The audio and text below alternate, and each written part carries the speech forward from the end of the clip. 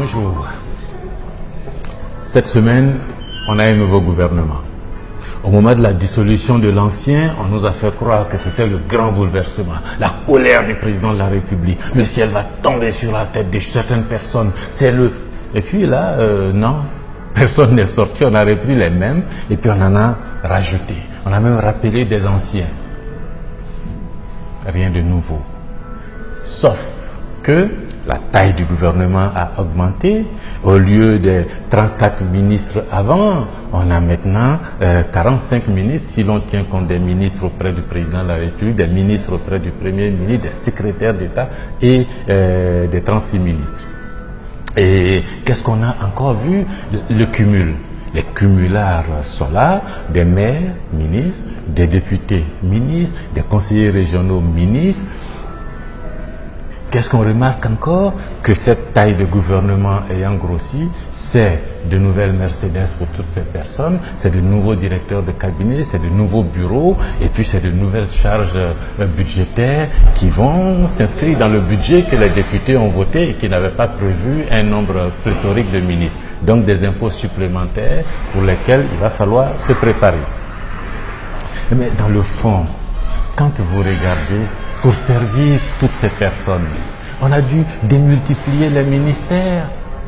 Regardez le ministère des Finances, le ministère de l'économie financière et de l'économie numérique, le ministère du plan et du développement, le ministère de la solidarité, le ministère du commerce et de l'industrie des PME, le ministère de l'artisanat, le ministère de l'économie numérique, le ministère du tourisme et du loisir, plus des secrétaires d'État, mais tout ce bloc-là, ce n'est que le ministère de l'économie et des finances, un point. Mais on a éclaté en 5, 6, 7 ministères pour donner de la place. Vous prenez les eaux et forêts, l'agriculture et le développement rural, l'environnement et le développement durable, les ressources animales et halieutiques, mais c'est la même chose, c'est le ministère de l'agriculture, on peut ajouter environnement si vous voulez, mais c'est le ministère, c'est les questions agricoles et la production des aliments. On a démultiplié, on en a fait 4 ministères. Les affaires étrangères d'un côté, et puis intégration et ivoirien de l'étranger et de l'autre. 2 ministères. On prend l'enseignement supérieur, la recherche scientifique, l'éducation nationale, l'enseignement technique, la formation professionnelle, le sport.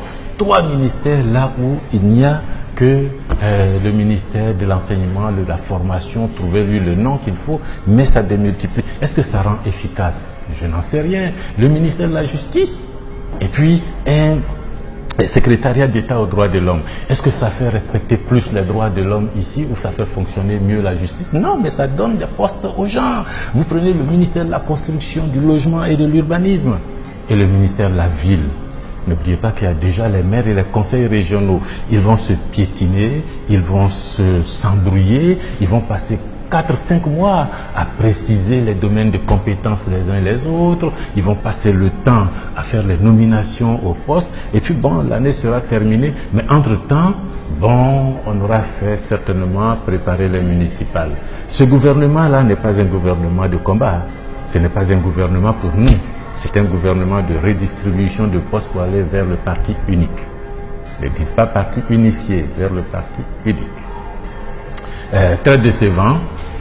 A priori, on n'a rien à dire là-dessus, sauf qu'on est des contribuables, il va falloir payer. Si vous pensez que ce gouvernement pouvait être réduit, parce que ça c'est mon objectif, ces ministères éclatés, en les regroupant, vous pouvez avoir 12 à 15 ministères de vrais ministres, qui ont la plénitude d'action sur un certain nombre de domaines, qui ont des personnes à contrôler et puis des actions spécifiques à mener pour des résultats dont on peut évaluer la portée et la pertinence. Si vous pensez que ça c'est possible, il faut liker.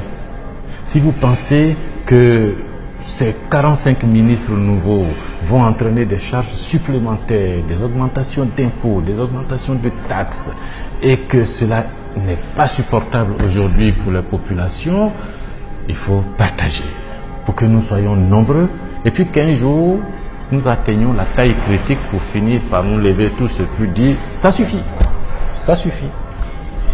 Voilà. Je vous remercie.